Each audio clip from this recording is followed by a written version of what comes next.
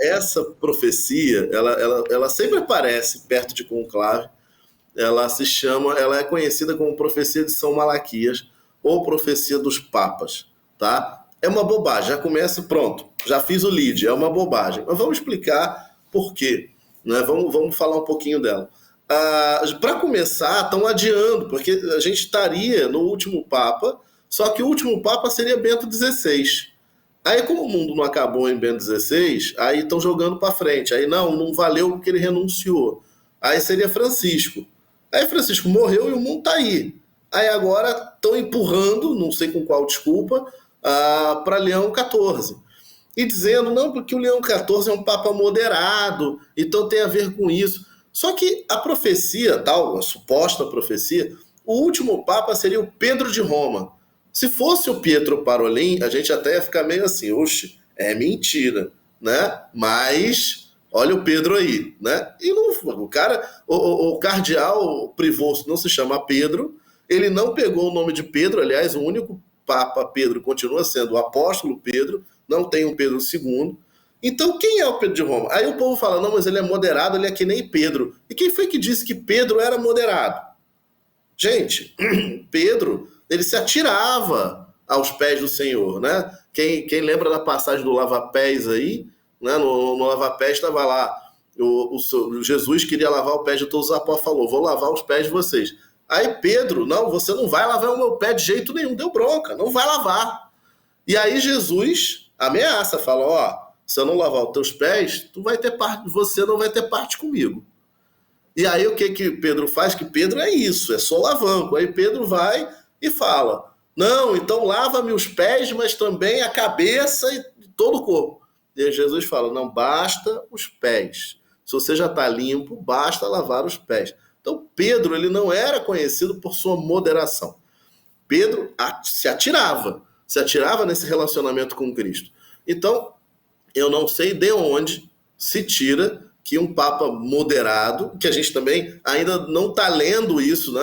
Assim, a gente está achando, não, mas a gente acha que ele é moderado, mas precisa, né, ganhar mais tempo aí de papado para a gente ver realmente o que ele vai realizar. Normalmente o primeiro documento pontifício é meio que um programa de governo. Daqui a uns 3, 4 meses, possivelmente vai sair uma encíclica, uma exortação apostólica do novo Papa Leão XIV, que vai servir de balizador para o seu pontificado. Aí é que a gente vai começar a olhar se ele é conservador ou não. E o povo já está dizendo, não, Pedro de Roma é ele porque ele é moderado. Então, bobagem, estão forçando a barra.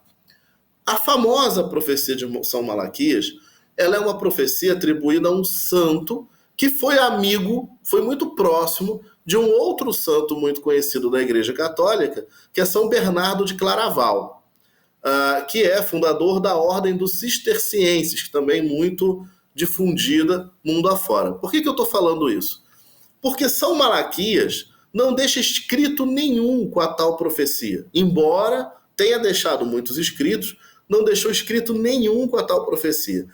E aí a gente vai para São Bernardo de Claraval, que também tem muitos escritos, tem a vida muito, muito escrutinada, né? Todo mundo conhece muita coisa da vida de São Bernardo de Claraval, e mesmo São Bernardo de Claraval sendo muito próximo de São Malaquias, ele jamais cita na obra dele nada que se pareça com a tal profecia dos papas de São Malaquias, né? Que seria uma profecia com 111, e aí tem versões com 112, tem versões com 113, pequenas frases que seriam como se a adivinhação dos papas até o tal último papa, que seria o Pedro de Roma, que deveria ter sido Bento, deveria ter sido Francisco, agora estão empurrando para Leão XIV, e o mundo não acaba. Então, assim, não tem registro nenhum, nem no próprio São Malaquias e nem em São Bernardo de Claraval, que era amigo pessoal dele, sobre a tal profecia. E um negócio que é tão importante assim, alguém que adivinha todos os papas até o fim dos tempos e consegue meio que balizar quando serão os fins dos tempos, isso aí devia ser, obviamente, registrado. E não tem nada sobre isso. O primeiro registro da profecia de São Malaquias vai aparecer 447 anos após a sua morte, no ano de 1590. Então vai aparecer 5 séculos depois, quase 5 séculos depois. Então, um escrito atribuído a São Malaquias quase 5 séculos depois. É pouquíssimo provável que de fato seja dele. Mas, bom, a profecia, afinal, funciona. Então, o que acontece? Em 1590, quando fizeram a profecia, quando achou-se essa profecia, ela acertava, olha que engraçado, todo mundo de 1590 para trás. Mas daí para frente, ela era vaga. Ó, que coisa. E o que aconteceu em 1590? Qual é a teoria que se tem sobre o surgimento dessa profecia? 1590 foi justamente o ano de um conclave. Um conclave que elegeu um dos papas chamado Gregório. Agora eu não vou lembrar o número do Gregório. Não sei se lembro se era Gregório V, mas enfim. Um dos papas, Gregório, foi eleito nesse conclave. A suposição é que esta profecia de São Malaquias tenha sido publicada nesta época, tenha se tornado pública nessa época, para favorecer um determinado cardeal. Né? Então havia um cardeal que estava há muito tempo numa cidade antiga, próxima de Roma. E aí a profecia deste conclave seria o cardeal da antiguidade, uma coisa assim. Então era uma frase que direcionava para um cardeal que um determinado grupo queria eleger. Já deu errado de saída, e quem foi eleito foi o Papa Gregório, que nada tinha a ver com essa história de antiguidade. Aí forçaram a barra dizendo, não, é porque ele é velho. Mas qual é o Papa que é jovem? Né? Então, qualquer Papa na história poderia ter se enquadrado nessa profecia. Então, assim, ela não funciona desde 1590, que foi quando ela apareceu, 500 anos depois de São Malaquias. Então, o mundo... e assim, isso é uma certeza de que o mundo não vai acabar amanhã? Não, nenhuma. Por quê? Porque Jesus não deu certeza para ninguém. Ele falou assim, eu virei como ladrão. Ninguém vai saber que eu virei. Né? Ele falou, não cabem a vocês saberem nem os tempos e nem os momentos. Só meu Pai que está nos céus. Então, nós não sabemos quando será o tal fim do mundo e julgamento de toda a humanidade. E o livro do Apocalipse também não trata sobre isso. O livro do Apocalipse, ele trata sobre os tempos atuais. Ele é uma alegoria de todos os tempos.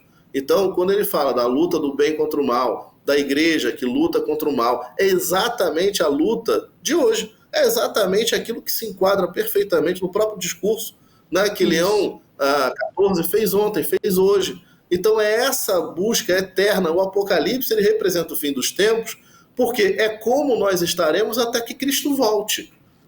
O fim dos tempos é agora, ele já começou. Nós estamos esperando a parousia, que é a segunda vinda de Cristo. E quando é que ela vai ser? Não sei. Jesus não disse. Então não é a profecia, né, publicada 447, vamos arredondar, 450 anos depois da morte de São Malaquias, né, que queria forçar um pontífice e já deu errado na saída, não é ela que vai dizer quando é que vai acabar o mundo. Então, fiquem tranquilos. E se o mundo acabar, gente?